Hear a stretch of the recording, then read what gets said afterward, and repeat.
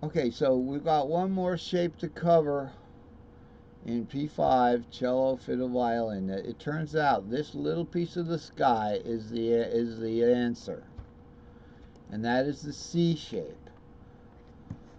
Okay, so this would be the lowest note would be down here, or if we capo the E, because the E, so here's the green note. Here's your green note. We're going to capo that. So now C is, so the E is the third of the C shape of C. So it's going to be 3, 5, 3, 5, root. So we've got here root. So let's scope it out. We're not going to be looking at that. We're only going to be looking at 5 strings here. And I guess it'd be wise maybe to keep this root in the picture, but I don't think we're going to reach that star. Okay, so this is the C shape again. We've got C, we've got E, root 5, 3. Yeah, we're going to get that root. We'll get it because we can just finger bar the 5 root, okay, and then we could reach over here and cheat and get that 5.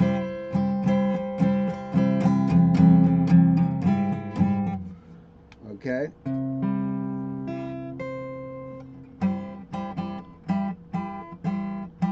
Now remember, that will be a C-shaped C in P5 tuning. Okay, it's difficult. Sometimes you might want to, you might want to bar it. If you're doing a finger bar, you might want to bring the bar up. If we were to bar right here, then we could just simply do this, perhaps. If we could get that 5th right here. So we only have to kind of half bar it. That 5 just sounds terrible, doesn't it? Because the capo is kind of stretching it off. So that's the way to make the chords. Now let's look what that boils down to as far as our chords. Well, I'm going to put me back over here. My throat's tired of talking, really. But so this is the whole chart, which is amazing. It's an amazing chart. What we'll be looking at is that C shape right here. All right. So, okay, this is the C bar shape. We're going to be looking for the C shape. This is part of the DC shape, but here's the C shape we were just looking at. Barring it here instead of barring it right there, because this is where we had barred originally on the E.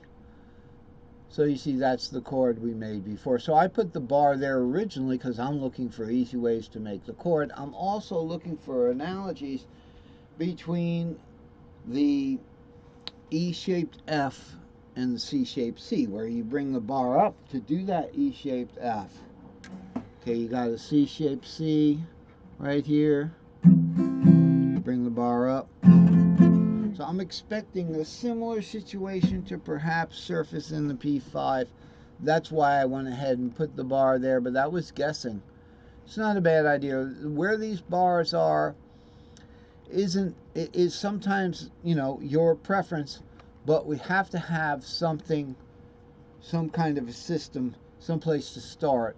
So the C shape is obviously going to start with the 3 there. Okay, now why is that? That is because with the pattern build, the pattern wall, the P5 pattern wall triads and minors, both in the same diagram. So it's really just root 3, 5, 6 wall. But that's the way the tuning is in the cello and the fiddle and the violin. There is no tuning third to worry about. There's no worry once you know it's there. So the C shape would start on the 3 there. It's obvious because These are the shapes, 3, 4, 5. These are the string shapes involved. C is 3, 4, 5. A is 5, 6. Okay, G is 6, 7 root. E is 7 root 2 would be here. And D is 2, 3, 4. Those are the string shapes as I've defined them in my system, where we have a caged letter on each accidental in the key of C on the piano. So there we go. C is just naturally, remember, this is not a C here. This is an E, the third of C. This whole thing's in the key of C. So in the cello, fiddle, violin tuning, root is C. 5 is G. 2 is D.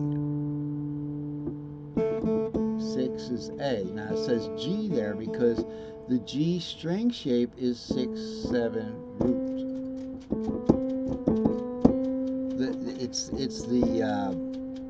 It's the Aeolian, you know, oh, sorry, we're not on guitar. You know, you can do it from G. You can do it from G. You can go.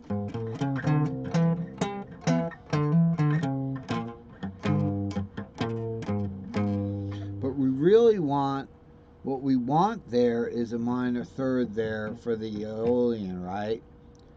Because remember, it's 6, 7, and a minor third to the root. So G is the 6th of B flat.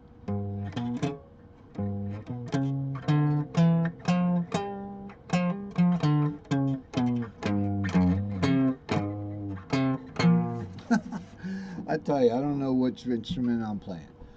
So that's the gist of it, folks.